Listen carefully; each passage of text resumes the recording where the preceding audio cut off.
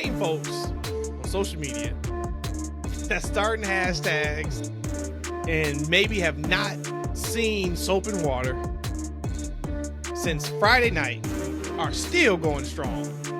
In these internet social media streets, talking about Cody or we riot or we want Cody, and then you got the we want Rocky. I just want entertaining wrestling. Is that too much to ask for? Can we start our new hashtag of like hashtag let's just let it play out and enjoy what we have in front of us? Is that too many characters? Of a hashtag, but yeah, it may be. I mean, you get 250. That may be too many, but we'll figure it out. Maybe before the end of the episode, we can figure out what our hashtag is going to be for normal people that don't take things so serious and send death threats to folks and hope people die and make The Rock's daughter get off social media because y'all blowing her inbox up with ridiculousness. Y'all gotta stop. Y'all gotta relax. This is a entertainment field. This is a medium of entertainment that you're supposed to watch and enjoy, and then we can have our back and forths and have a good time talking about it. But all that extra nonsense, y'all gotta relax. Y'all gotta relax. Tranquilo, as Andrade would say. Rhodesia is in the house. Eshaun is in the house, and you guys know me. I am in the house. Episode 107 of the TFW podcast. That's Freakin' Wrestling. We're going to talk some freaking wrestling. And I think the best way to start is probably watching Raw this past Monday. In the opener, Seth Rollins comes out, and we got Cody, and we got Drew McIntyre. I just thought to myself, man, wrestling is the best when things don't go the way it's planned to go. It's the best. We didn't think Rock was going to come do what he did, or maybe so. We'll talk about that too. We got some conflicting people saying one thing. One person says this was the plan from the jump and everything is going beautiful to plan. The other person says this wasn't the plan and this is what it is. So we'll talk about that too. But just watching Seth react to the crowd organically with the Rocky Sucks chants, seeing Cody come out there, seeing Drew come out there, I'm just sitting back and I'm like, this is the fun stuff. This is what it's supposed to be like when things don't go the way they're supposed to. Let me ask you guys, we've talked on this podcast for weeks and weeks and weeks and weeks and weeks about Drew McIntyre and how he's doing some of the best work of his career. We're hoping he is re-signed because we're like, hey, he needs to be re-signed. He's like, hey, I would like him if there was a good creative team in AEW to go to AEW, just because we want him to maximize his potential and who he is. Is there anybody right now clicking like Drew McIntyre in all of wrestling? It'd be hard to find them. I mean, you might have Swerve, maybe a couple people NXT based off of NXT levels, but nah, Drew's him. Like, if they got the whole We Want Cody, I'm about to start We Want Drew. Well, probably not starting it. Probably somebody else already said that, but let's go with hashtag We Want Drew. Man, Drew McIntyre is actually moving up my top 20 list. I think he's up there. I have to look at my list again to see who I'm bumping. But he's up there, man. After that, and we're gonna get into it because I want to touch base with that babyface promo that Drew McIntyre. A babyface promo? That babyface promo that Drew McIntyre hit on Raw, because there was no caps to be had with that Drew McIntyre promo. What a man! What in particular did you guys enjoy the most? I'll tell you what I enjoyed the most about that well, just the whole interaction, right? Was they leaned into what's happening. That was number one for me. When Cole kept saying in the first opening segment, like, hey, we'll talk through what happened throughout the show. We'll tell you the stories around it. And then you had Pat kind of, saying like, hey, Cody's been trending for 3 days straight. It seems like anybody who has a Twitter is all they've been tweeting about is WWE. I was like, man, that's kind of cool. All right, cool. But then for them to use it like in the ring, in front of the crowd, where, Drew says this thing and Cody didn't say anything actually, which was, I was like, okay, I guess they must be holding off till Thursday because he didn't say anything really. He hit his line about what do we want to talk about. Cody, you know what the hell we want to talk about. You know what we want to talk about. And then that's when Drew came out. But what in particular did you guys really enjoy about that opening segment that kind of got that show off and running on the right path? One of the commentators had said, I can't remember, but they said, "Oh, is this 1996?" And that was just, it popped me. It just popped me because again, they never thought that they'd be hearing Rocky Suck chants again in WWE. So that's probably the biggest thing that caught me. I love that babyface promo. Guys, let's go ahead and let me play this babyface promo that Drew cut, and then we can get into that opening segment a little further because I thought it was great television, and I really appreciate Drew McIntyre as the awesome human being that he is to be able to speak some truth on that Raw last night. So let me go ahead and just play this little audio, and we'll talk through it.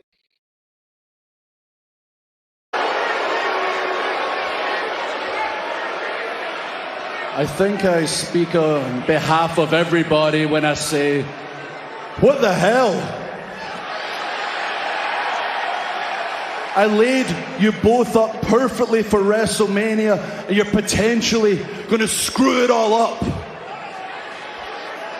Seth, you're the only other person that hates Punk as much as me. You knew how bad he would be for this place, and I took him out. We were supposed to be in this ring, you and I, tonight, talking about our main event match for the world title at WrestleMania. Oh, you like that? I even had the t-shirt commissioned for us.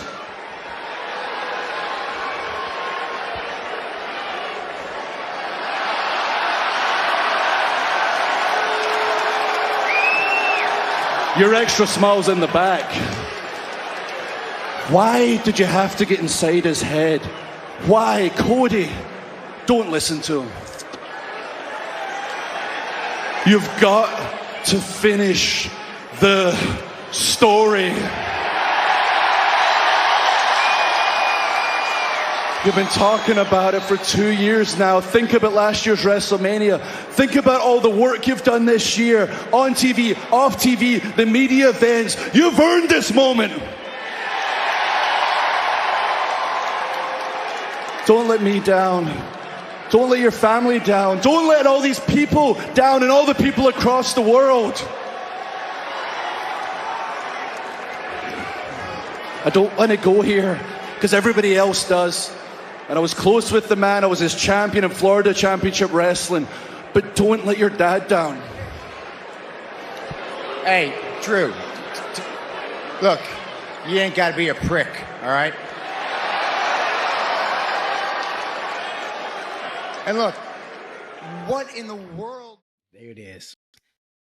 There it is, guys. I said justice for daddies everywhere. Actually, you made a nasty hashtag. Justice for daddies everywhere. That's horrible, man. That is filthy. He Hashtag has to justice finish for daddies. the That's nasty. story for his daddy, right? Every son that wants to make their dads proud all over the. That's what is on Cody Rhodes' back right now, guys. Finishing the story and making that dad proud. That's where we're at right now, guys. Amazing promo. Drew McIntyre, somebody's getting bumped. I'll let the world know, Drew. I'll DM you. You seen I'll enough, let you huh? know. You seen enough? I'll let you know who's off the Choose list. to go. And where Hey, you're at. Drew's number 2. He's automatically top 10. Shawn Michaels 1, Drew McIntyre 2 on Eshaun's top 20. I love that Seth tried to get some get back with Roman. Hey, that's a pretty good pop there when they sung his song and, hit his line. He said it twice. Again. It kind of, that was Yeah. second time was cringy. I was like, come on. I didn't think it was cringy was at cringy all. to me. I think he tried to get his cringy. get back. It just didn't hit the same though. It didn't hit Right, the same as right, it did when right. Roman said it. All right, so let's summarize and kind of catch everybody up on just where we are. So as of right now, We still don't know shit. correct. Let's So be as of honest. right now, this is where we are. We have Cody Rhodes still not knowing what he's doing at WrestleMania. We don't know what Seth's doing. And it's genius Drew McIntyre is feuding with everybody. Mm-hmm. He comes out the end of Raw and hits Cody with a Claymore and looks at the WrestleMania sign. Okay, how could we even begin to get to that? He makes a comment to Seth around like, hey, you've lost to this guy like 3 times already. Like, it should be my championship match. So I think that's genius. That's what we're getting on television. So now we go behind the curtain and backstage and things of that nature. Cody Rhodes sends out a tweet last night. I think it was during Raw, actually. It was during Raw at 9:30 p.m. Okay, so 9:30. So we got hour and a half left, or wherever you are, Central Time. I'm not sure, Eastern Time. He says, appreciate the passion. God bless y'all. ... But trust me. He said, y'all, like YALL. Oh, yeah. Yeah. Why? Okay. I forgot he's a brother. Go ahead. Got it. Y'all. Okay. It is Black History Month. Yeah. So I take that as they told him, look, if you don't get your fan base in order, they're going to screw everything up. We're going to throw you in the Mania and you taking another pin. You losing and you're going to wait for another year. That's what I took it as. Okay. Or he can be in the Andre the Giant over the top battle royal match. There you go again. On the pre-show, he goes from the main event to the pre-show because these dumbass hashtags that they got going on. So he sent that. Okay, it's got like 6.5 or 7 million views just on that tweet alone. Craziness. Dave Meltzer comes out and states, this was the plan all along.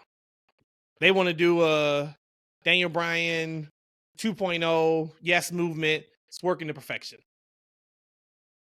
That's what he says. Sean Ross Sapp says, Cody was told you're working Roman at WrestleMania a week ago. Well, if he was told you're working Roman at Mania, then this was not the plan. I'll ask you guys, seeing how some of this stuff is being played out, seeing how really we have no answers. I'm guessing we're going to get the answers at Thursday's press conference, which is now must-watch TV, must-watch television. Is there a chance you guys think this was their plan all along? No. I really think losing Punk. Let me take that back. Was this a possibility? Sure. They're running a company that injuries happen, so they have to be able to say flexible. Was this a possibility? Sure. But I think going into this WrestleMania, the last penciled in thing or even pinned in thing is that it would be Cody and Roman. Yeah, I mean, I like things to make sense, and none of it makes sense. And I'm at the point now with Uncle Dave that I only listen to half of what he says, right? Like, I think it's information, but I don't know if all the information he gets is accurate all of the time, right? Because some stuff just doesn't make sense, and we need to just figure it out. But if this was the plan all along, why did Cody win the Rumble and then immediately point to Roman Reigns and say, I'm choosing you? If the plan all along was for Rock to challenge Bingo. him, I mean, Bingo. it just doesn't add up. Also, part of the plan is this. Here's the thing. The Rock, at this point in his career, this might be his last match. Maybe he has another match or two, right? Man looks damn good for his age. I mean, he's one of the biggest dudes in the company already. For The Rock, he's building a brand. I can't believe he expected to be booed in buildings and have the most disliked video. Like, this couldn't have been part of the plan. None of this stuff is happening the way they wanted it to. So I don't think this was part of the plan, but if it is, make it make sense. I was hoping, just to kind of go back on Raw, I was hoping that we would get some explanation instead of actually getting Cody coming out there saying nothing and then having a bull rope match at the end. Like, I need to know what's popping, fam. Like, none of it makes sense to me. I like that, though. I didn't have a problem with it just because it was enough on Raw. I even tweeted out after Raw, mission accomplished for Raw. Now all eyes on Thursday. If you're going to do that press conference. Thursday. Right. Yeah, like, okay, I'm cool. I'm cool with you not giving us any answers. You gave us just enough. You gave us enough to let us know, hey, we hear you, fan base. Nothing's been announced yet because Cole was adamant on, hey, seemingly Rock and Roman are on a collision course for WrestleMania, but we don't know anything yet. Tune into the press conference. I actually thought that was just, once again, another smart piece of business for them. So I was okay with that. I definitely didn't care about this Bull Rope match. That's the I told thing. you, Like I they could have didn't skipped either. that. Like, I don't care about Yeah. that bull rope. Like I Yeah. want to know what's on this man's mind. I want to know the story. I want to know the promo. I don't care about the match. Yeah. That's it. I do wonder. I was watching Cody, right, when he came out, he didn't say anything. And then there was a clip they posted right after Raw where he gets on the mic and he gets teary-eyed. He basically talks about, they started the "We Want Cody" chant. And he's like, you guys don't know how much that means to me because forever I just wanted you guys to want me. And then I forgot what he says, like, at the end of that. And then I was thinking, like, is that why the fan base has such a connection to Cody, like, in this moment? Like, we know Cody's over. We know Cody's going to be the face of WWE. We know he's by far their number one face. Take that out. Take out him being Cody Rhodes and him being just the number one face. If, say, LA Knight was the number one face, or say Seth Rollins was the number one face, or say Jey Uso was the number one face, I don't think we get this type of, like, support, this outcry of support for them. And I think it's because of Cody's personality. We know Cody is very emotional. And I just wonder if the fan base feels like Cody can't speak up for himself. Like, he's going to get walked over, like, backstage. And if we don't do something, then this is what is going to happen. Because he is so emotional. Are some people interpreting as we need to defend Weakness. him? Yeah. Yep. Because he That's a good can't point. defend himself. That's a And good I think, point. and then I go back just to his tweet. At the end of his tweet, for him saying, "Trust me." What he's saying, guys, is like, guys, relax. This is going to work out perfectly. Whatever they decide to do, and I'm going to ask you guys this in a second, on what do you absolutely do not want them to do. A lot of times we always talk about what do you want to happen? I want to ask you guys, what is the thing you just do not want to I come can't say out right now. of this press conference on Thursday? Can I Yeah, go ahead now? and say it if you got it. After all of this, after death threats, after all of this, getting my blood pressure high, and I'm not even on the internet like that, if they do an about face or a pivot and it is not Rock and Roman at Mania in a solos match, I'm going to be pissed. So that's what they better not do. So that is, out of everything that can happen, Out of everything that that can is happen. what the most you do Okay. not want to see. And I take that back. The most thing I would not want to see is a triple threat at WrestleMania with Roman, Rock, and Cody. That's probably the absolute worst. Waste of time, waste of star power, waste of all of that. Cool. E, what you say? Let me go back to the Cody thing, because as a Cody fan, I don't think it's about Cody being weak. I think that's really missing the mark about his character and his story. The reason why fans resonate with him is because he has a relatable story and character. As I said, I mean, he was a rich kid growing up, but he also was a guy that was pushed aside and given a gimmick and said that, hey, you can't be who you want to be. You got to be this guy I made up in Stardust, right? He took a chance, bet on himself, reinvented himself, came back. It's the whole story. So you're looking at the whole totality of who he value. was, what he's been through, all of that, and not just in this moment, it's time to give him the title. And it looks like maybe there's a roadblock now at Mania. He's not going to get the title. You're saying, no, it's because of who just Cody Rhodes is as a wrestler, as a character, as a personality, everything we've known from him is why there's that connection. Absolutely, because on this show, we always say characters and stories matter, right? And finally, we have a character in the story that resonates. This is a guy that's reinvented himself, kind of started from the bottom, worked his way back up to where he is. He's super humble with it, right? Every day he's out there with the kids, he's with the fans, trying to rebuild his reputation.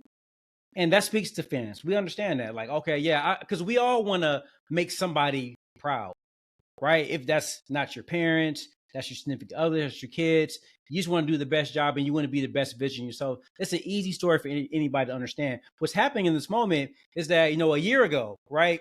Like Matt and some other big wrestlers were said like, hey, you know what? Cody's loss was the best thing that ever could happen to him. Don't worry about it. They're going to take care of Cody next year. Well, guess what? Next year is here. And within a month before WrestleMania, whoop, whoop, you don't get that big moment. You don't get that revenge spot. Wait another year. Wait another couple of months. But nobody said wait a year. And okay, so all right, so but, then pause then for a let's second, stay because okay. it doesn't matter when it's the time is now. It's not next week. It's not next month. It's not 4 months. According to the fans and people that were booing at that arena last night, Matt. That's according to it. So let's stay on that. What if Cody was scheduled to lose again to Roman Reigns at WrestleMania at night 2? We don't know it was a 100% fact that he was going to beat Roman Reigns. We would hope so. But I'm going to interrupt you. You said we were good one more year. So you're telling me on the second year, they still was going to not give us what we were looking for, which is satisfying win. I'm asking you. Like, I will hope at some point a business knows how to market to their fan base. This is just like a relationship. Like, you can't continuously not give your spouse or your significant other what they want. You can't continuously make them wait. But didn't this happen to Dusty, though? Numerous times. And Dusty was a top face. He lost numerous times to Ric Flair. He lost more to Ric Flair than he ever won against Ric Flair. Also, look up Dusty Rhodes' title history. He's won it multiple times as well. But I'm talking about till we got to that point, though. When it was time for him to finally beat the big bad wolf, he failed. Or he lost again and again. It wasn't. He didn't go 2 years in a row losing. He didn't go 3 years in a row losing.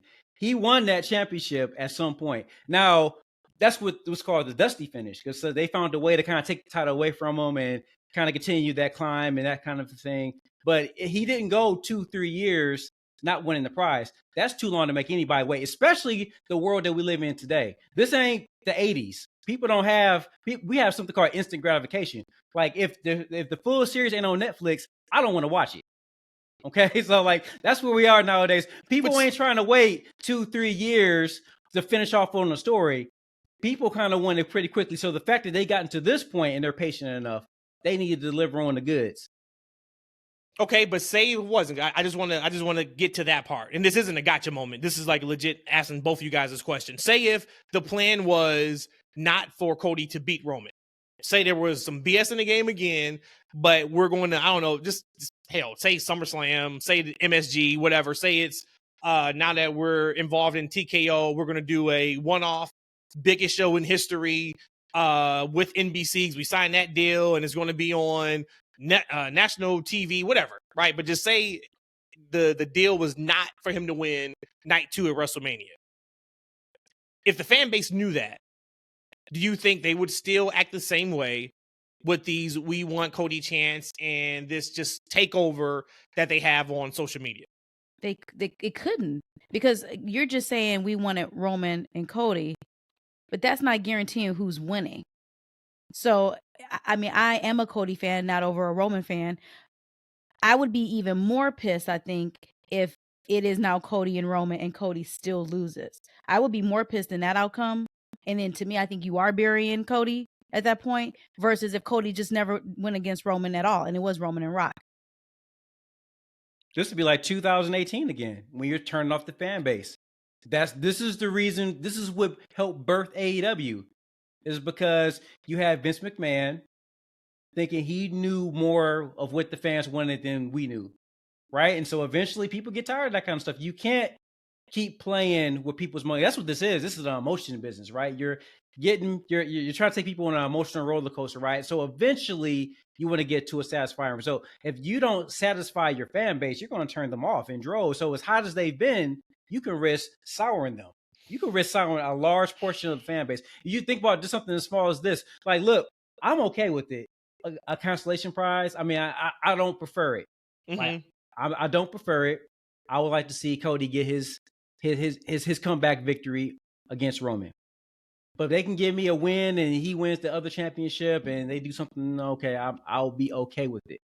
But you see, there's a lot of people who aren't okay with that. Well, knowing he's going to get it soon from Roman. I guess that's the thing too. Like, say if we do get Cody and Seth, I don't care what the finish is on that, whatever. we know we're still going to get to Cody and Roman. And that's going to be the stamp of it is now your company. Here you go. But here's the thing: we don't that. know shit. Cause we said a year ago that we would get a Mania match, and then we kind of between Roman and Cody, and they're maybe considering taking that away from us. So anything can happen. Yeah, but I'm only going off of what Cody said, right? Because one, he says trust me, but then on that promo on Friday, for him to say, I'm moving my own goalpost. It started with me taking the title from you. Now I want to take everything from you.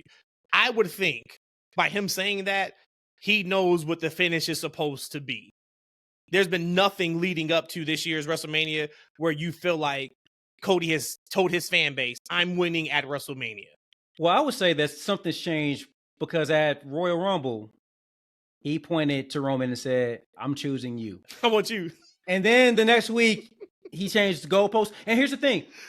Like, I think something happened within that time period, right? Because there's reports that saying that when the match was being changed internally, Cody had expressed to the office that he didn't think it would go over well. I don't think this is going to work.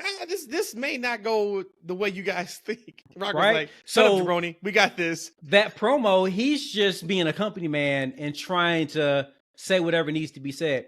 Okay, if you're moving the goalpost and you're stepping to the side when you have a golden opportunity right now to finish your story, I need to know why. I mean, right? You know, correct. We don't know why on Friday. We don't know why on Monday, right? So here, we need to know. Here's what we do know, right? Here's what we do know, or what we think we know, is that Rock pulled some kind of power play and decided that it was best for business for him to be in the main event with Roman Reigns instead of Cody. That's what we do know, and so the fans. So we know that that's a fact. I'm not saying we know as a fact, but that's what people put out there, right? Or we know Rock has told him something incredible for him to go to the side for this WrestleMania. We need to find out what has Rock promised him. What did Rock say to him? Because he said, whatever he said, take it under advisement or whatever. I forgot whatever the word he said. You would have to think then Rock had given him something to where he's like, you're right. Let me do this whenever that moment is going to be. So before I get to like what the easiest path of this is. So Thursday's press conference. What is the number one thing you do not want to see? That if this is what they say, you're like, oh, this is not, absolutely not. Man, I'm just trying to keep my fandom going, man, and not strip out, man. I don't know. I don't know, man. Like, as long as Cody is represented properly, I'll be fine. I don't even want to think about the worst case scenario, because the worst case scenario is him wrestling night 1 or night 2 and not winning for whatever reason, because they want to continue. So this is the thing with Dusty, right? Because I think that I think Cody even came out and said that he was kind of in favor of losing at last year's Mania, because that's what Dusty did back in the day, right? Dusty would lose, but then he'll scrap his way back up, and he'll kept clawing and try to get to Ric Flair, because the money was in the chase, not necessarily the capture. Because that's what those guys were. They're at the heart of things. Wrestling was carny back in the day, right? So he was always trying to be in the pursuit mode. I don't think that's going to work. Any kind of, so I don't like, they're not going to come out and say that, hey, whatever match Cody's going to be in, he's going to lose. I don't think they're going to say that. So I can't think of, I don't maybe even want to think about what a worst case scenario, because I'm okay with the Rock and Roman match. If we got to get it, let's get it. I don't think the universe wants it. I hate to say that, universe, right? But I mean, they kind of do have their own little fan base. I'm okay with the Cody and Seth. But man, that match just seems kind of underwhelming. Well, and especially after Monday, they didn't do enough to put the logs on the fire for you to say, and that's why I wonder if we don't hear that match somehow, some way at Thursday's presser. They got to say what Cody's doing. But there wasn't enough at the end of Raw where you're like, I want to see Seth and Cody more. Because Drew blew it up. He said, he muddied that up. He muddied that. Cody beat you 3 times. What, you want to get beat for a 4th?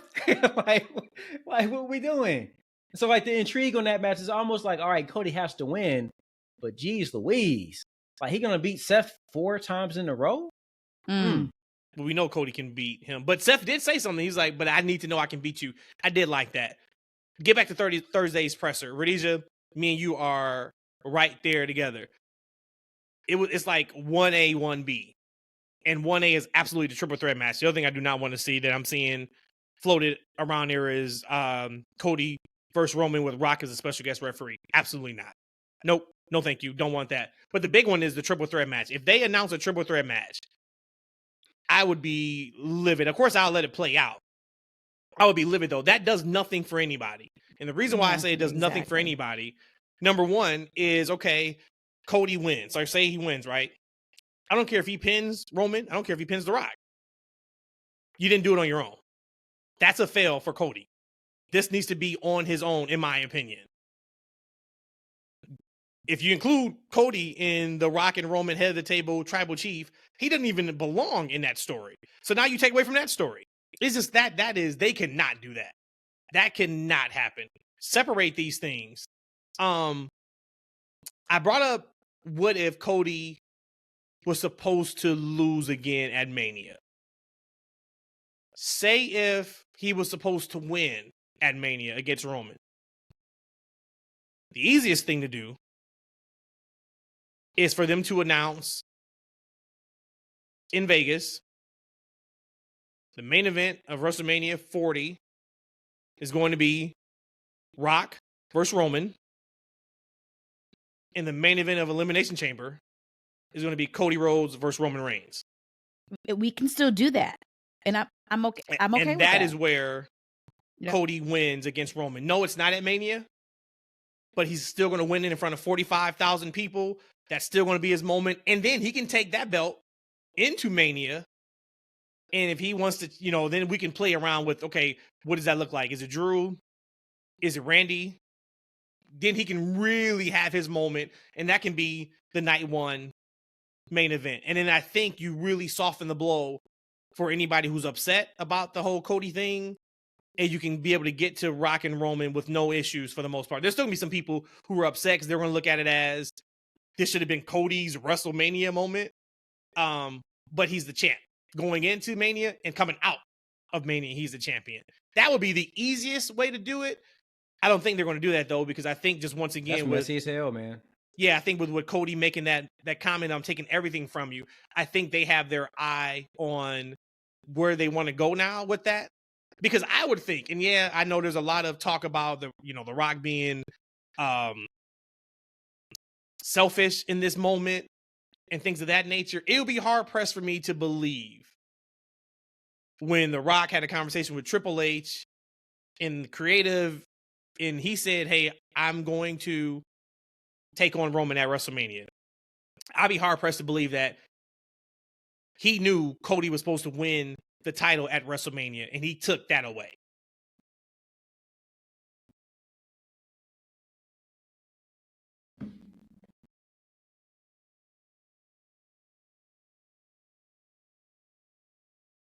My internet keeps dropping, and I'm actually plugged in. I wasn't plugged in Sunday. We didn't have any problems, so maybe I need to stop plugging in.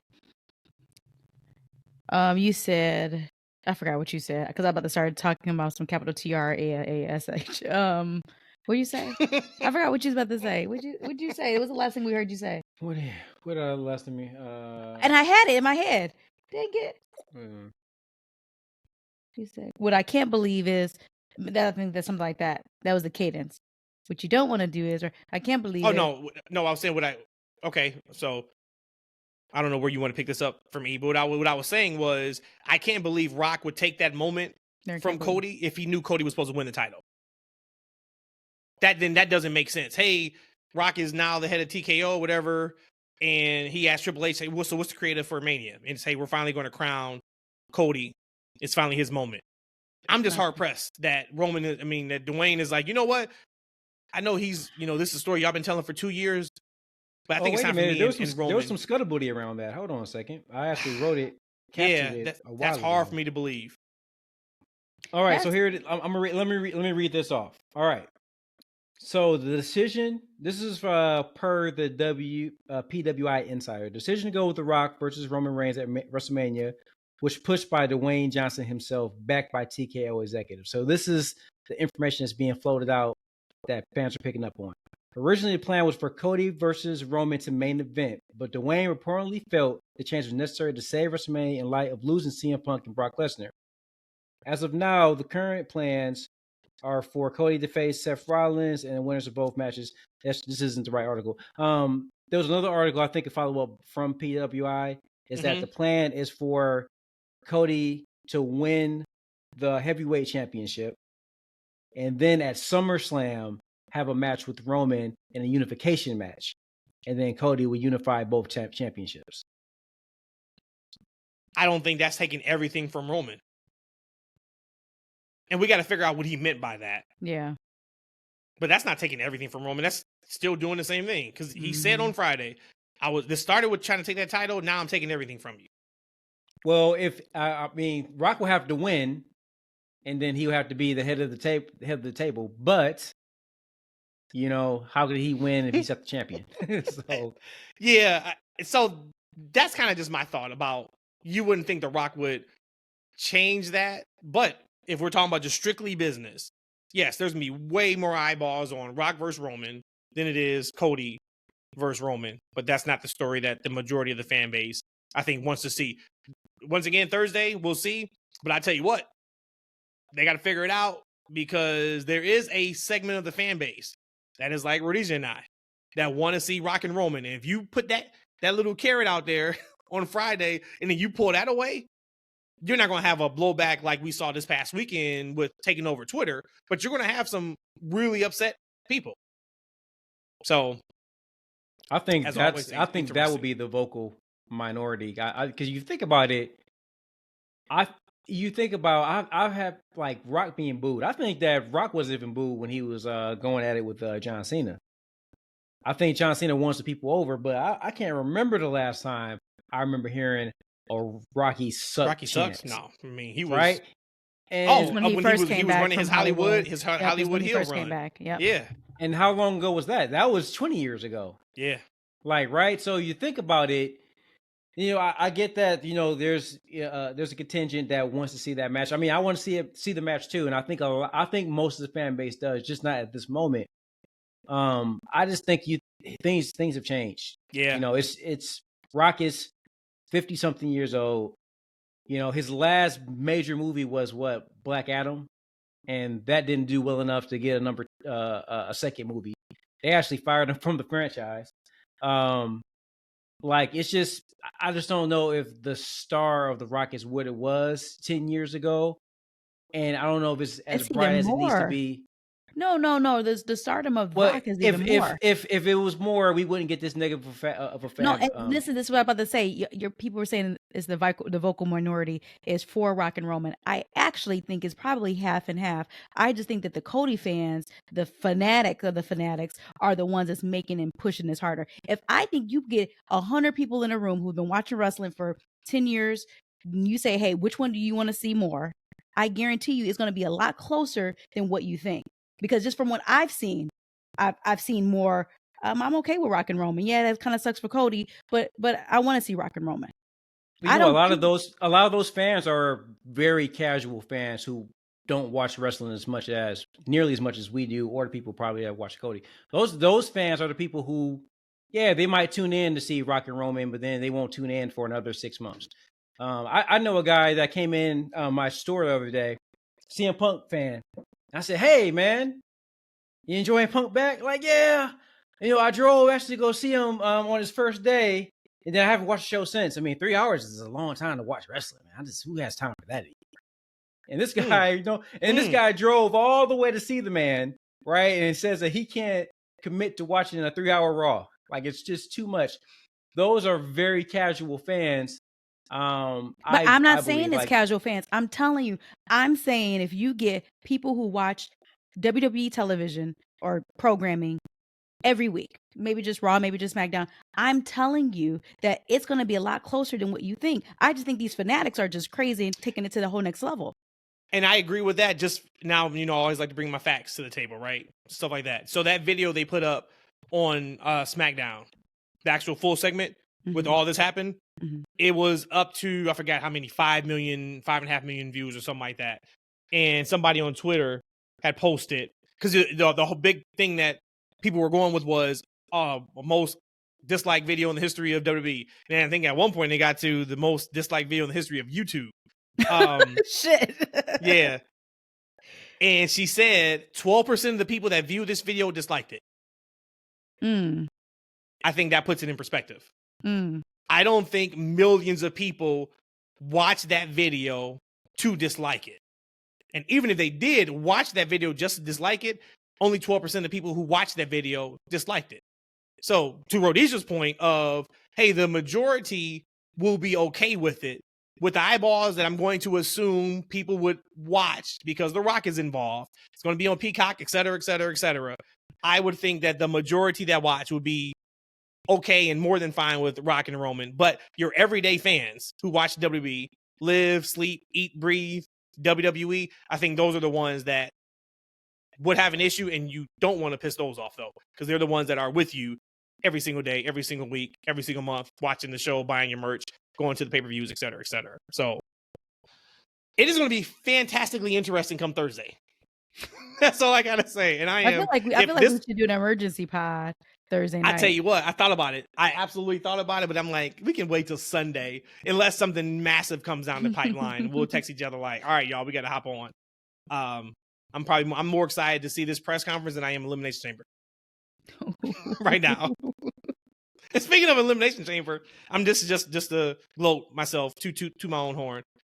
Bria and Naya told you that was happening weeks and weeks ago. Check out the TFW podcast, y'all, if y'all not listening. We drop gems on here constantly. So that's happening. I dropped charcoal. But under pressure, what does it turn into? Diamonds. Did y'all want to touch on Sami Zayn's promo? I didn't get a chance to see it. Go ahead and talk about it. Actually, I don't remember anything standing out from it, to be honest with you. I don't have much from the promo outside of it was a great promo. It was a sit-down promo, and he was in his serious bag where it's just like, hey, why can I not, I should be looked at as a champion contender, champion, et cetera, et cetera. I was watching Sami, and I'm like, I don't know of anyone else in WWE at his level that can be serious and it is 100% believable and you're behind him, and he can be the prankster, the joker, and it is 100% believable, and he steals the role and the scene and everything that he's in. He's a special talent. A lot of times you can only do one, or there's one that you can do much better than the other.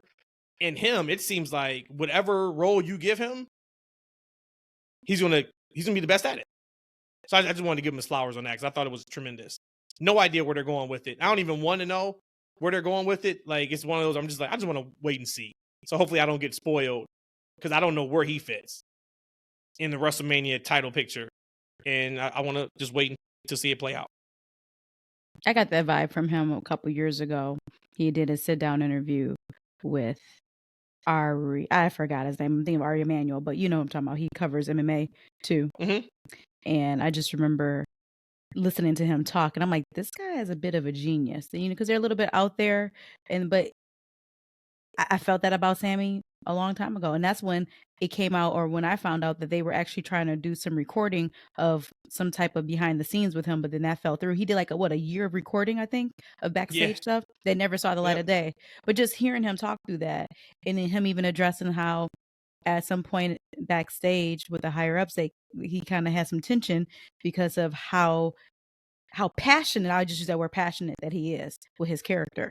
So I got that vibe from him a couple years ago.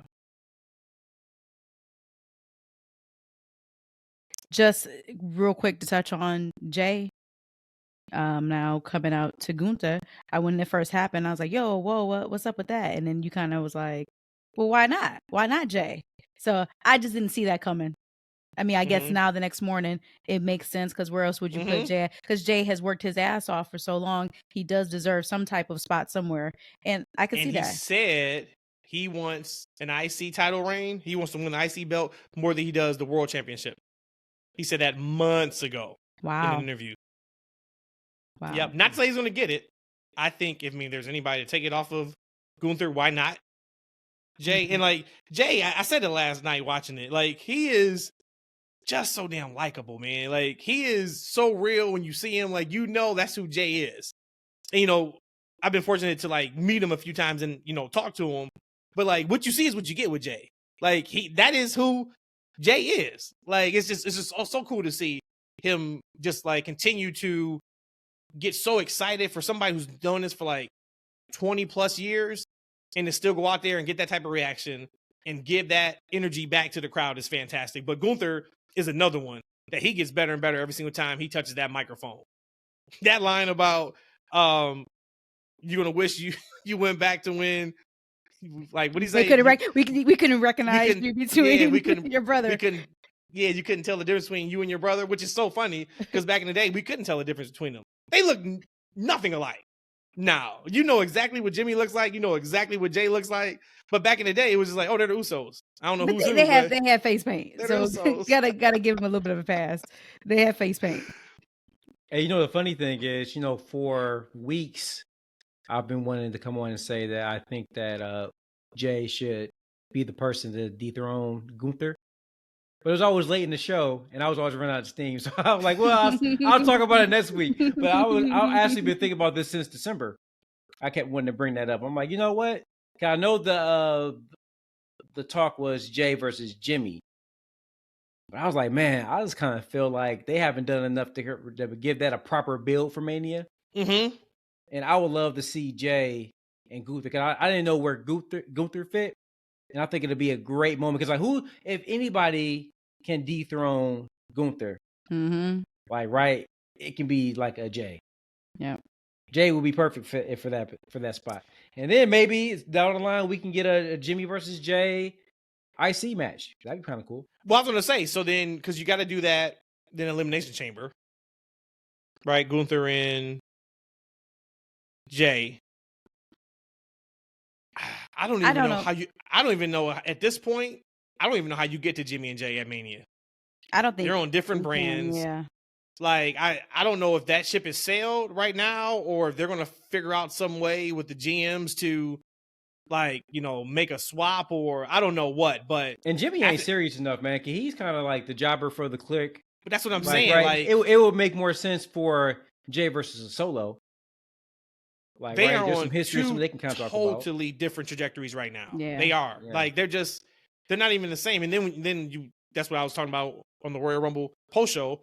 Then you have them wrestle and fight in that match. Like, okay, well that took a little steam out of if they do a Mania thing. It's just funny because this whole bloodline thing, and we knew it. We came over here and talked about it in August after SummerSlam. Like, I don't know if it's jumped the shark or it ain't what it needs to be. And they'll get the train back on the tracks. But overall, you look at just where we are right now with the bloodline story, and then The Rock coming in right now. It does just seem disheveled because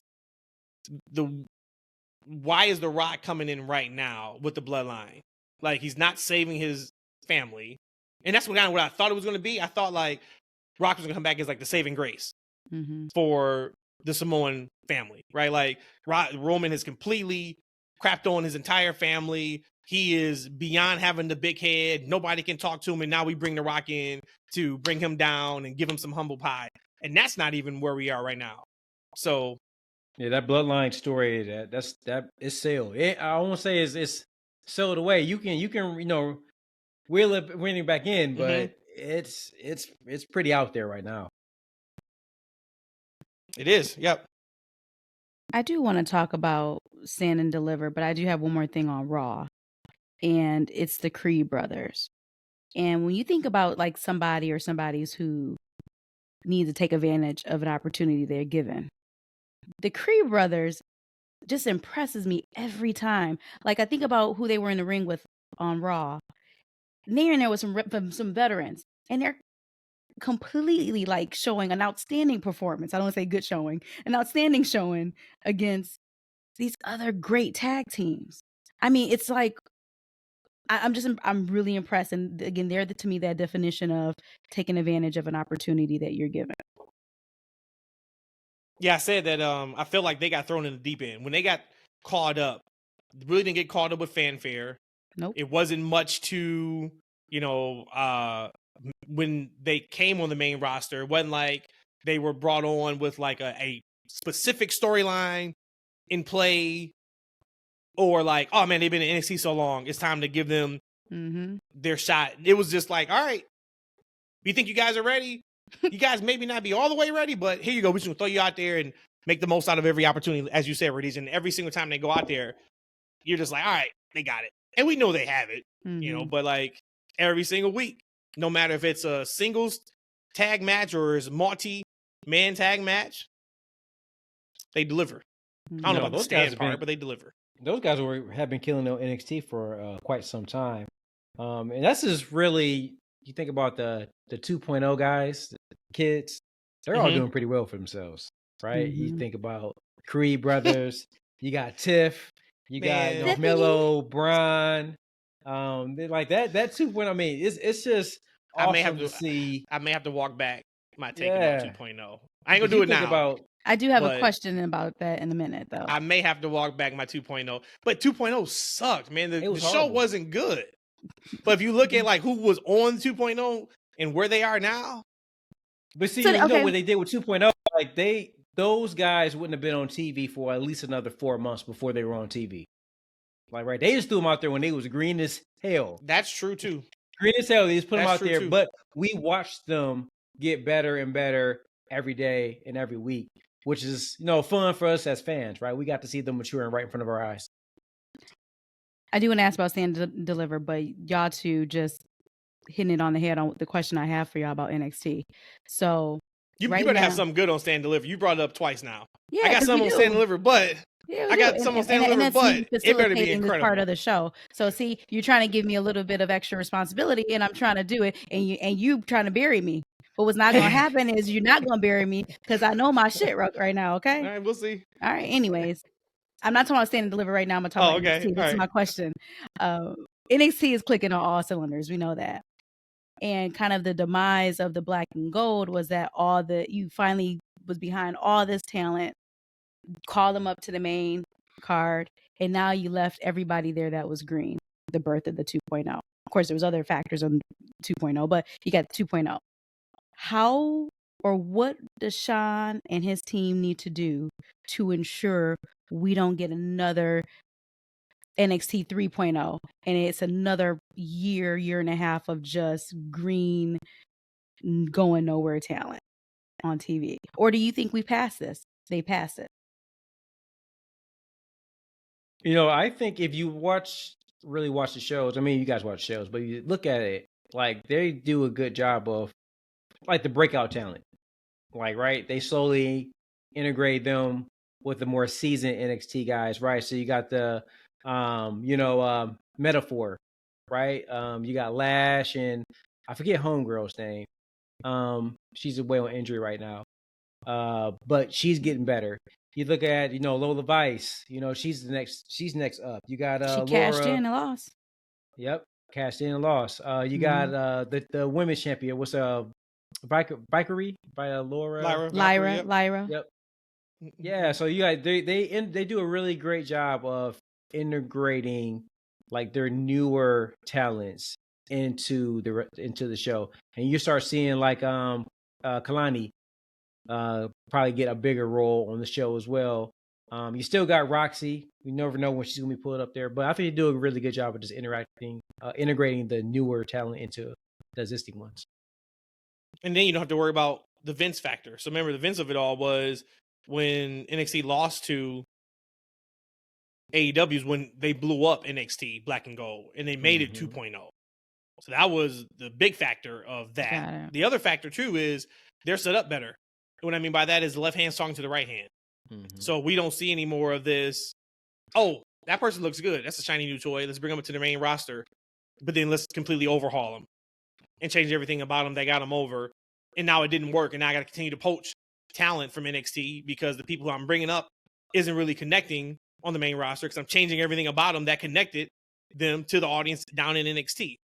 And then the other part of it too is they have a show called NXT Level Up, where like the next people up are getting time in front of the camera, in front of a live audience to get better. Yeah, so they have things. Wait, was that no way like a for real no way? That's a for real no way. Yeah, I was actually about to start searching on Safari right now. NXT Level Up. Yeah. Yep. You know, like because Level Up is actually what Dark should have been. Correct. Because they actually have matches, like right. Because on Dark, you know, for instance, Anna Jay will have like a 2-minute squash match with somebody. Like she ain't gonna learn nothing and get better in a 2-minute squash match against like some local talent. You know, on Level Up, you know, you'll see the two actually go through a whole match. Now, it might not be good, but they go through a whole match.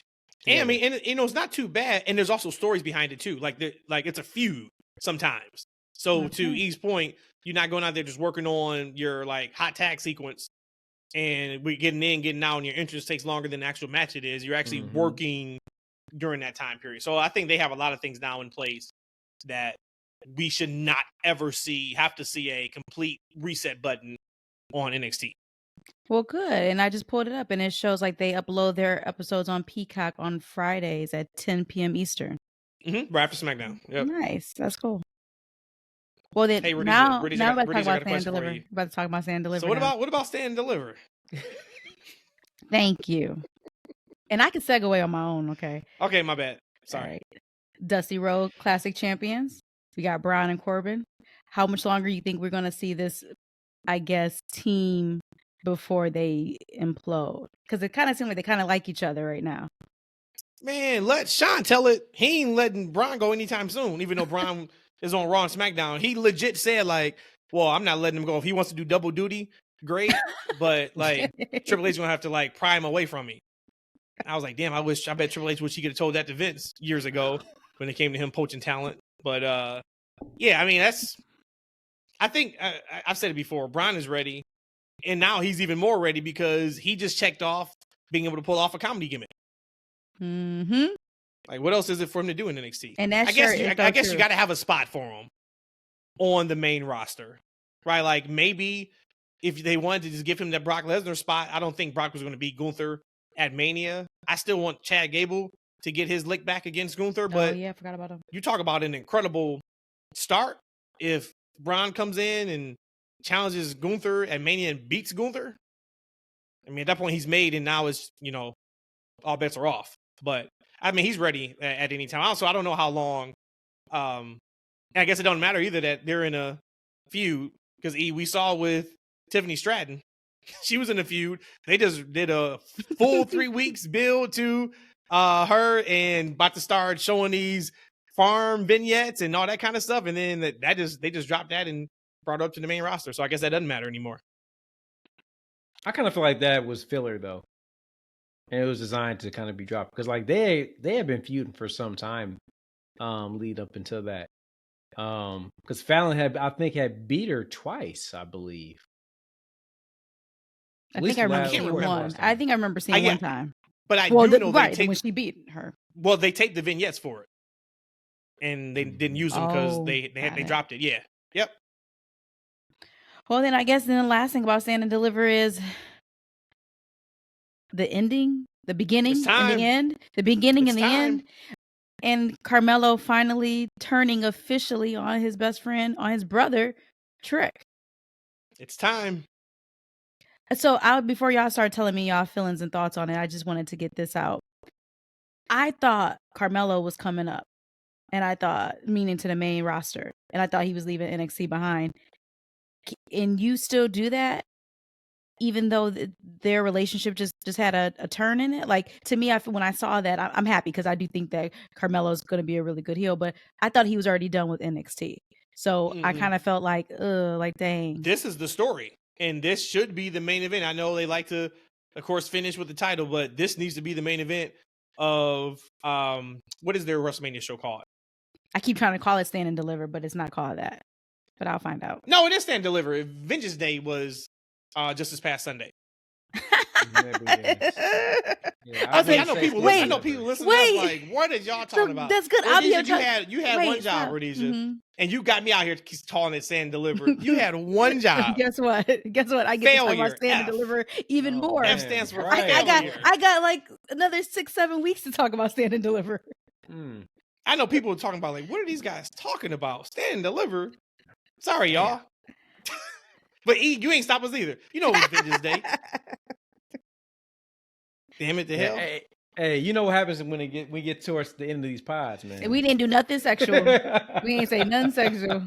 Anyway, that's nuts. But yeah, no, I think I mean, this is this story, right? This is the story that they've been building up to. We talked about it on our I think our last pod of last year, just kind of about Trick and Melo and where I thought Melo was. You guys agreed. I was able to see the first 25 minutes or 30 minutes of NXT so far. And he comes out, he's about to cut the promos, getting great heel heat. And he's like, not yet. He just walks back out. He's comfortable being a heel. Like that is where he's him, is in that mode of the braggadocious, cocky heel. So I'm excited to see him now in that role, but that's also going to translate when he does go to the main roster. I don't think he's going to flip back to being the face whenever he does go to Raw or SmackDown. I think he's a heel. And I think that's where he probably should be. Yeah, I thought it was a great segment. Man, like Trick is over, right? Over like Rover. And we knew it was. I mean, the man has a lot of charisma. He's getting better, man. He's so much better in the ring now than he was, even 2 months ago. Man, kudos to that man. As far as Melo, I think definitely he's a better heel. I think he kind of was unofficially on the SmackDown roster, right? He had been featured quite a few times, and as a baby too. However, leading to Mania, I'm sure and that's the nice thing about with Sean and Triple H and their working relationship. He's like, hey, look, we've been building towards this thing for a while now. We're gonna finish this up. Like, right? This is what we had in play. Now, I'd love to see Melo transition to the main roster once he loses the Trick. I think that's what's gonna happen. Once he loses the Trick, I still kind of think he needs a couple bells and whistles. I still don't think that Carmelo, even as a heel, huh? Yeah, I think he needs a couple, like a heavy, right? I don't think he necessarily needs a mouthpiece, but I think he's best when he can bounce off someone else. Even like his arrogant charisma, I think is better when he can play off somebody else. And I don't know if it's like, I don't want to say it should be like a group. Like he should, because like Bobby is a face right now, I guess. But what if MVP, who I think is being underutilized, not being on TV, because he's a great talker, right? Almost. I don't think he's a guy. Like, I know they're trying to use him as a special attraction, but I don't think he's that special. I hate to say that. He pops up and he loses to somebody. He'd be an awesome bodyguard. What if MVP? Well, he needs his Diesel, him? Right? He needs Shawn Michaels. How Shawn Michaels had Diesel, he needs his Diesel, and I think Shawn knows that too, probably. What if Almost was that Diesel? MVP was that mouthpiece. But he doesn't need a mouthpiece. It's that kind of like what Heyman does, right? Kind of introduces him and kind of sets him up, and then Melo knocks him out. I'm not mad at it at all. I'd be there for that, because I still think. I mean, of course, I agree that he was missing something as a face. So I'm all for if you give him that. Well, maybe that not Almost though, because I feel like Almost would make Melo look too small, right? Because yeah. I mean, he's not the tallest, but he needs a heavy. I mean, he would be good if he had a heavy. I agree with that for sure. It's funny too when I was watching that main event, like Trick. They're just overall, Vengeance Day was a really, really good show. I had said, like, you can just tell a lot of those spots, they're just sitting around the PC in the ring. And they're just like, man, what can we do that's like crazy as hell? And they're just working on it, and then they bring it to life, which is fun to watch. But it was a couple of sloppy spots during the pay-per-view. But when I was watching the main event, and Ilya is somebody that before he goes in the ring, I'm like, I can take him or leave him. But right, like, But when the Right, bell yes. starts, Yes. I was like, no, this guy is he's something special. I Because 100% I don't like that. think there is no world, and well, it's only February. It could be February, whatever. There shouldn't be any world that Trick Williams is arguably in the match of the year so far. I don't care if it was January 3rd, right? Like Trick is too early in the game to say like, hey, so far you were in the match of a year candidate, and that's what that match was. That's what that match was. So kudos to Ilya. Tip my hat if I had a hat on to you, sir. He's missing something. A couple of things. Not in the ring, but the presentation beforehand. Man, I'm like, this is y'all champion, and then 5 seconds later, I'm like, this is our champion. This is our champion. This is our champion right here. Because for real, champion for Stand and Deliver. He turns into, like, you know how Beyonce said that she's like this super shy, passive. I don't know passive, but super shy lady. But the moment she turns into Sasha Fierce, that's how Ilya is. Like my fandom for him, like, oh, I can leave him all day. Like he's just like, ugh. And the moment that bell rings, I'm like, dang, I see why. He can't always be in the ring, though. That's true. But right now, my feelings on it, man, when that bell rings, I'm like, dang, this boy good. This boy good. He killed it. So there was nothing else on NXT Vengeance Day, Rhodesia. No, but we can get ready to start talking about Stand and Deliver later. I got one thing that we didn't talk about on Sunday that I wanted to bring up. It was about Mick Foley. Mick Foley had an interview and he said that for his 60th birthday, he wanted to do like one final death match. He said in order to get to the shape that he wanted to get into, he would need to lose 100 pounds. And he feels like the goal of him being able to wrestle, on his 60th birthday would get him to losing 100 pounds, which anything that can give somebody motivated to lose weight and get healthier, I am all for.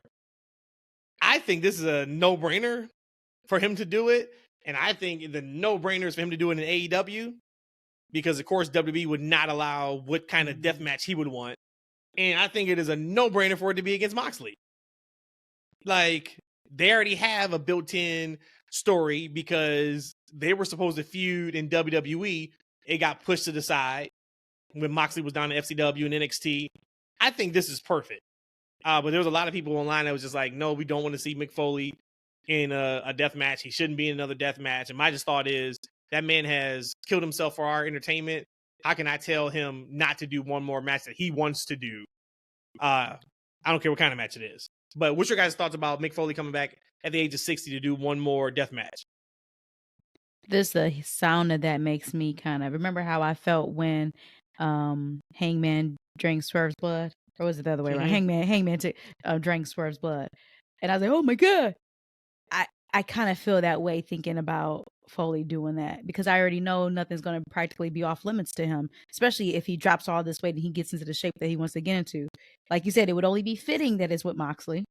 And then Moxley's not going to hold back. Moxley, he loves death matches too. I just don't think as somebody that cares about other human beings' life that I can promote and condone that match. But if it happens, I'm going to watch it. Because like you said, he given his life. Man, I remember watching a video on him. He did a documentary on himself. It took him like an hour to get out of the bed in the morning. So you telling me that he's put his body through that? He absolutely deserved the right to have any match he wants to have. But again, to be fair, to see a 6-year-old man hurting himself, I'm not condoning it, but I'll watch it. I will pass on seeing 60-year-old man bleeding on TV. Hard pass. Maybe on PLE. Hard pass indeed. Hard car, man. What about pay-per-view? Pay-per-view? No, I'm not. I'm certain that they can pay me and I will watch. Oh God. So, AEW, if you want to, invest in Big Daddy's funds, I would take $100. Man, we went a good month without you saying that name on the pod, and the pod has been fantastic, hitting the best streak we've ever had in the podcast. We about to go back down the shitter now because you want to decide to bring that name. They know me. Man, that is cold. They know me. World. Hey, who's that? They know me. That's what they call me. Who's that? That's what they. But you know what though? Who's like that's interesting. Both of you guys were kind of like you passed on. I wonder if you guys would change your mind once you hear like a couple of promos from him, and if you'd be like, No, you know I what, said if he I has was it, kind I of will cool watch on it it. at first, but I want to watch it now. I just wonder. Just in I'm good faith, good. I Hey. can't watch somebody hurt themselves, especially at that age. And Yeah, but we're celebrating Sting, which was Sting is what 64, right? yeah. And But yeah, he Sting- hasn't done a but- death match, but the majority of his matches are no DQ hardcore matches. He's jumping But off of the highest the- thing he can find in these arenas. Like, let's not act like he's True. wrestling. But Yeah. the muscle memory of the callus is there right now on Sting. If Sting was gone for how long McFoley been gone for? 10 years, and he comes back, I probably would feel a different kind of way. Don't at me about this Mick Foley thing. I'm sorry. Hey, we can revisit our childhoods on another day after WrestleMania, but let's celebrate a great game coming out March 5th. Rhodesia, you might have to make sure because I have no idea when this game comes out. I think it's March 5th. And I refuse He just to threw out a double-check. day. He love it. I love it. He just threw a date out. He was confident Yeah, about it comes too. out He the same was day- so Comes confident. out the same day as Vengeance Day, y'all. I refuse Vengeance Day. to double check. We got WWE 2K24 coming out, and it looks like it's going to be a doozy. It's funny, Rhodesia. You might have saw it. Matt had sent out a tweet, and he had asked if AEW Fight Forever, I think it was on sale. Was it worth It's purchasing? on sale yet? this week. It's on sale this And- week. It was like finally. It's if you've been waiting, it's the time to get it. Was it $19.99 or was it $29.99? 1999. Oh dang. Okay. Just $29.99. Yeah, $29.99. That's it. It says if you've been holding out, the time to pick up your copy That's of what it AEW said? Fight Forever is now. Starting today, AEW Fight Forever is available at participating retailers, blah, blah, blah, blah, at just $29.99. And I said, hey, serious question, y'all. Is this worth it? I didn't get one yes. He chimed in. It was a few people. I was like, ooh, okay. I got a few. Like, I bought this game on launch day. That's the last time I played this game. Ooh. Yep. 2 different people said that to me. And I was like, yo, that's horrible. Yep. And, you know, Matt thought I was being too hard on the game when I reviewed it, that he made me revisit my review the next week. Like, you ain't played the game enough, man. I need you to actually play the game, and you're going to review again. But And he, so I'm like, to be fair, I'm you did was just gonna create a tell you the same character. thing. All you did Yeah, that's create why a I was like, no, character. you haven't talked about the game. You just said like, He you was like, that was all the game. That was it. He was like, that was all to it. Actually, I take that back. So- You were right. You did give a great review of Exactly. AEW. And this is the thing. So, I was trying to be nice about the game, and I was hoping they would fix some things. But what I should have said is that it's a fun but bare bones ass game, and it ain't shit to do. But The create a character. gameplay ain't good enough to support it. Like, Damn. period. Like, that's the game is bare bones. If that game came out in 2003, it'd have been a great game. But Damn, that's 20 in years ago. 2024, March 5th. March I 5th believe is the for early release. access, It we is got a the great game release. coming out. We got a great game. Cody, my main man's on the cover on the standard edition. And then we got Bianca and Rhea on deluxe, which is awesome in itself. Great updates to this game. Matt, they got a casket match for you. Rhodesia, they got an ambulance Oh, match wow. for you. I did see Special- that. Yeah. Special guest referee match is back. And they have a host of like quality of life upgrades to the game, which I think it's gonna be phenomenal. They added a back and forth strike mini game. So, you know, in matches we see, you know, the boo, yay. Dynamic when people are punching back and Yeet. forth. We have yeet. those mini games. It's gonna be a really, really good game, guys. They add a lot of things. Now, one big thing they showed today is that there is something called a 40 years of WrestleMania edition, which is their big tier version coming out. Originally, Brock Lesnar was on this cover, along with a host of other legends, current and past. Today's trailer, Brock was removed off that cover, which I don't know if it surprised me, but I raised the eyebrow, and I'm like, damn. It's over, Brock man. is going down just as hard as Vince with It's all over. of this, right? And he No, hasn't Rhodesia. even been He said proved. Brock, Rhodesia, not Rock. Brock Lesnar. I'm over here minding my business, listening to him. No, talk you over about here it. giving people's eyebrows on camera. Brock? But I would Brock imagine I has never said I done that. raised the eyebrow, right? So that's what. So she's raising the eyebrow too, right? Yeah, I'm with you. See, I got you, Rhodesia. But Thank you. I'm like, damn, like Brock is getting It's over, man. taken out of the history, just like Vince. And here's the thing: we don't know exactly what his role is. I don't know if there's any kind of contracts or anything about what he agreed to or didn't agree to or whatever the case may be. But it seems like the court of public opinion is so strong that 2K was like, "Yo, we gotta get this man off this cover." Like, y'all surprised by this? I'm not at all. I'm not at all, man. I'm surprised it took this long for them to show a new cover without him. Like, it's over for him. With him being the only person in that suit that matches Brock Lesnar. I think she said like a world famous UFC champion who was under contract negotiations at the time.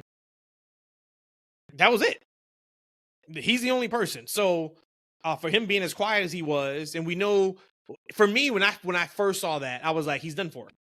We're not going to see him again in WWE anytime soon. I don't think we'll see him ever again. So, of course, we know they removed him from the Rumble. They took him out of all the creative plans they had up until Mania. It's over. It's done. Is he still on the website, though? As it should be. If he did anything to that woman, right, I don't care if it was given to him on a silver platter and said, hey, she's fine with it. No. If you were named in that and you had anything to do with it, no, you got to go. Out of there. Yep. Hey, right before we sign off, who do you think was going to be Brock's match at Mania? You think it's going to be Gunther? Probably. That's what I was thinking. Yeah, which we had talked about that. I said that a couple months ago, but yeah, it was confirmed. He was supposed to work Dom at Elimination Chamber because Dom was going to eliminate him in the Rumble, which would have been hilarious. And you could just imagine the shit talk that Dom would have had leading up to that he eliminated Brock Lesnar from the Royal Rumble. That's like a career milestone that we didn't get because of that. And then they were going to pivot to Gunther and Brock at Mania. And see, and all that, Rock was like, look, we lost Brock, we lost Punk. Let's get the Brahma Bull back. And then I think what happened was Cody did say like, hey guys, I think this isn't going to really work. And then to what you just said, Rock was like, dude, you can finish your story March 5th in that video game. This is real life here. Yeah. You know what I'm saying? That was what the Brahma Bull said. That may have been made up. I'm not sure, but I think that's also what was important. He's turning heel every day out on the streets. Who, Matt or The Rock? Or both? Both. BOFF. That's not nice. What else y'all got? Y'all got anything else before we get out of here? This cover of the 40 years of WrestleMania, that's the reason why I was doing the people's eyebrow, was because it's on the cover. And so I didn't even realize I was doing it until you called me out on it. So this cover is actually pretty sweet. Man, big time. But he's hitting hard on this cover. Last thing on the pod, I guess, Mercedes Watch 2024. She tweeted out on Tuesday something to the effect of, it's great when a plan is executed or execution happens or something like that. So today, of course, is Wednesday. You guys are hearing it. I still think that Tony Khan's announcement is something surrounding Mercedes and that show being in Boston. But I'm excited. I know E's not hype on her going to AEW, but she is needed, I feel like, back on American wrestling television. And I think she's going to be tremendous for AEW's women division if Tony Khan allows her to be tremendous for that division. I can't wait to listen to it another month from now. Matt asking us, so is Mercedes a heel or is she a face? Damn. I think you may be projecting on that. If we got to ask that, come on, man. That's, oh God. It's not going to be like that. We're not going to end it like this. It's going to be wonderful when she comes number 30 at Royal Rumble next year. Okay, that's enough. All right, and on that note, we out of here. Like, that's, see? Or she be at Stand and Deliver. That Stand and Deliver was this past Sunday, according to you. Yeah. All right, y'all, we out of here. That's a wrap, man. We on the socials. Y'all know where to find us. On Twitter, that's FNW. On YouTube, that's Freakin Wrestling. As I asked you guys on Sunday's show, continue to put the word out. We appreciate you guys for everything that you guys have done for us. We could continue to try to give that positive energy. And also, too, it was funny because on our 100th episode, either it was Lil Matt or it was E, one of the two. talked about, we were giving our thank yous and talking about, hey, we thank everybody who's been supporting, been with us from day one. If you just got down with us, we love you the same. But one of you guys were like, and we even thank the haters too. And I made a comment saying, we ain't got no haters. Man, the haters have popped up like weeds. Because we talked about Cody. That's why. Oh, never mind. I don't want to go there. We're going to end this happy. It's all good. But once again, they say you ain't popping unless you got some haters, right? That means you're growing. And actually, we are absolutely growing if we just look at our numbers kind of across the board. So we thank you guys for that. But yeah, the haters are starting to pop up. So I think even the haters, you guys are helping us grow and giving us content. This does nothing but fuel me, and I laugh and I keep it moving. So I appreciate you guys there too. But we will be back on Sunday. I'm going to assume we are going to have a ton of answers on Thursday's presser. And I think Cody is also scheduled to be on SmackDown on Friday, if I'm not mistaken. I think which I is saw great because that, I don't think Roman or The Rock is scheduled to be on SmackDown. So ain't nothing new for that. The workhorse Cody working where he needs to work. He, So we appreciate you, brother. against himself. He's gonna be boom, boom. He's gonna go on people's sides like boom, boom, boom. So we will talk about that, and we are out of here. See you guys then. Peace. Director says, cut. We're still here. It's still going.